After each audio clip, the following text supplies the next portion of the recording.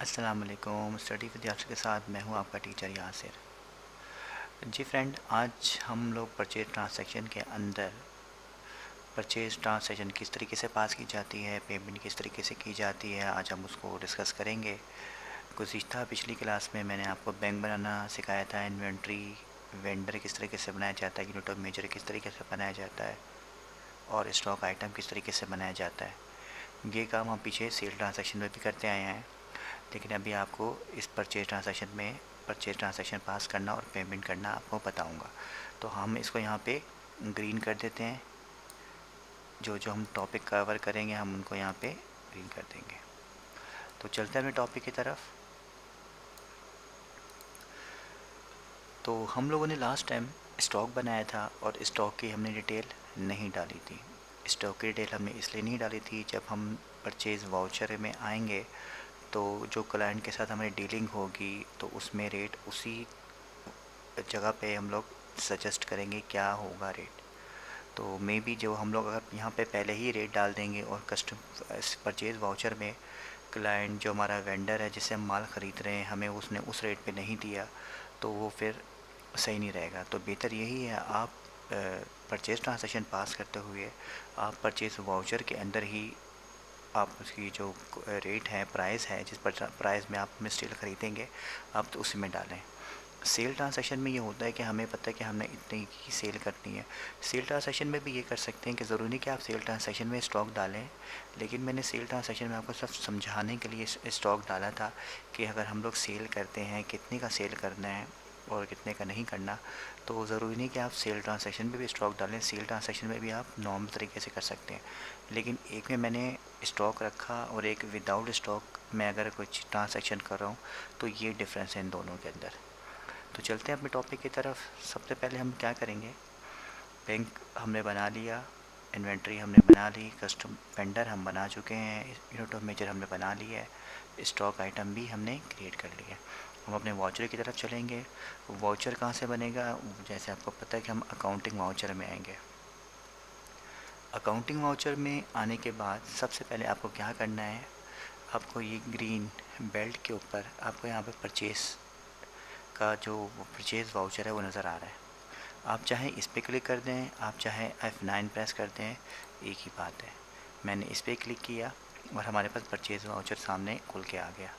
तो reference number डालेंगे सबसे पहले हम यहाँ पे, और पार्टी नेम हमारा क्या है, पार्टी नेम डालेंगे। पार्टी नेम जैसे कि राहुल है, राहुल की हमने यहाँ पे डिटेल डाल दी। ये नीचे राहुल की डिटेल आ रही है, इंटर करके यहाँ पे आ जाएंगे। और परचेज़ लेजर में यहाँ पे हम लोग इन्वेंट्री को सिलेक्ट करेंगे। इन्वेंट्री सेलेक्ट करने के बाद नेम ऑफ़ आइटम बताएंगे कि हम लोगों ने कौन सी क्वांटिटी ख़रीद रहे हैं, कौन सा जो आइटम है हम लोग ख़रीद रहे हैं। तो हम लोगों ने यहाँ पे स्टील बनाया हुआ था। स्टील मेरे ख्याल से मैंने थोड़ी मिस्टेक कर दी है, मैंने इसको स्केप कर दिया। स्टील बनाया तो रखा हुआ था लेकिन मैंने इसको स्केप कर दिया। चले कोई नहीं, जल्दी से बना लेते हैं। यहाँ पे हम लोगों ने स्टॉक आइटम में आना, इन्वेंट्री इन्फो में आएंगे। इन्वेंट्री इन्फो में स्टॉक आइटम क्रिएट स्टील और 01 यूनिट ऑफ मेजर मैं बना चुका हूँ, किलोग्राम में स्टील हम खरीदेंगे। इंटर करके यहाँ से बाहर निकल जाएंगे कि हमारा स्टॉक क्रिएट हो गया। अब हम आते हैं अकाउंटिंग वाउचर में। अकाउंटिंग वाउचर में वाउचर आपके सामने ओपन है। 01 पार्टी नेम में वही राहुल, और परचेज़ लेजर में यहाँ पे हम लोग इन्वेंट्री को सिलेक्ट करेंगे। नेम ऑफ आइटम पूछ रहा है, एस लिखेंगे तो हमारे पास यहाँ पे जो हम लोगों ने स्टॉक बनाया है वो सामने आ जाएगा। अभी हमारे पास 0 क्वांटिटी शो कर रहा है। अब यहाँ पे हम लोग क्वांटिटी परचेज़ करने लगे हैं।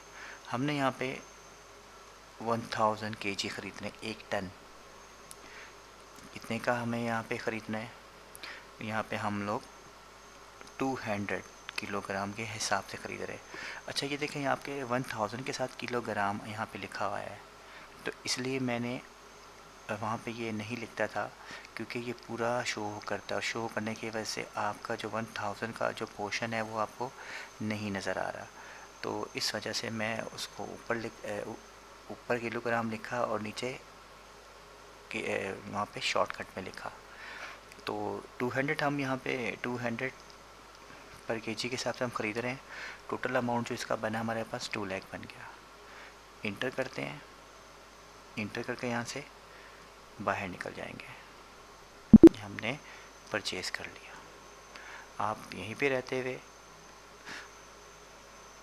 पेमेंट वाउचर यहाँ पे देखें वापस, या आपको ग्रीन बेल्ट के ऊपर पेमेंट का ऑप्शन कहाँ है, यहाँ आपको पेमेंट का ऑप्शन नज़र आ रहा है। चाहे तो आप यहाँ पे F7 प्रेस कर दें, चाहे तो आप पेमेंट यहाँ पे प्रेस कर दें। कभी ऐसा भी होता है कि कभी अगर बाय मिस्टेक आपसे यहाँ से क्लिक हो गया और वो जो वाउचर है वो यहाँ से आपकी नज़र से गायब हो गया, तो परेशान होने की ज़रूरत नहीं है। उनको दोबारा अकाउंटिंग वाउचर में आना है। अकाउंटिंग वाउचर में आने के बाद आप पेमेंट पे क्लिक कर सकते हैं। आपने जैसे पेमेंट पे क्लिक किया, आपका पेमेंट वाउचर खुल गया। पेमेंट वाउचर पे यहाँ पे हमने सबसे पहले बैंक बना के रखा, अपने बैंक को सेलेक्ट करेंगे। बैंक में 5 लाख हमारे पास आ रहा है। पर्टिकुलर कौन है, किसको पेमेंट करनी है, पर्टिकुलर जो हमारा वेंडर है वो राहुल है। आर प्रेस करेंगे, राहुल आ जाएगा। राहुल को यहाँ पे आप सेलेक्ट करें। अब राहुल को हमने जो अमाउंट देना है वो इसके बॉटम में शो कर रहा है। अब यहाँ पे 1 2 3 4 5 2 लाख पूरा लिखें, इंटर करें, adjust reference, inter inter inter inter करते हैं, यहाँ से बाहर निकल जाएंगे। ठीक है फ्रेंड्स, ये हमारी सेल जो परचेज ट्रांजैक्शन है वो कंप्लीट हो गई है।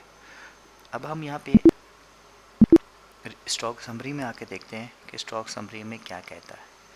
हमें स्टॉक समरी में है। स्टॉक समरी में आपको हमें बता रहा है आपके पास स्टील है 1000 किलोग्राम है। पर केजी जो हमने ख़रीदा था वो 200 था, और टोटल की जो प्राइस कीमत बनती है वो 2 लाख है। किससे ख़रीदा था, एक और दफ़ा एंटर करें तो वो आपको उसकी डिटेल के अंदर लेके चला जाएगा कि राहुल से हमने परचेज़ किया था 1000 केजी, जिसकी जो मालियत है, कॉस्ट है, वो 2 लाख बनती है। तो ये हमारा आज का टॉपिक था। इस तरीके से हमारी परचेज ट्रांजैक्शन कंप्लीट हो गई है। उम्मीद है आज का टॉपिक भी आपको पसंद आया होगा। जिन साथियों ने हमारा चैनल सब्सक्राइब नहीं किया, हमारे चैनल को सब्सक्राइब करें, बेल आइकन पर क्लिक करें ताकि आने वाली वीडियो की नोटिफिकेशन आपको टाइम से मिल जाए। स्टडी विद यासी के साथ यासी को दीजिए इजाज़त। अल्लाह हाफिज़।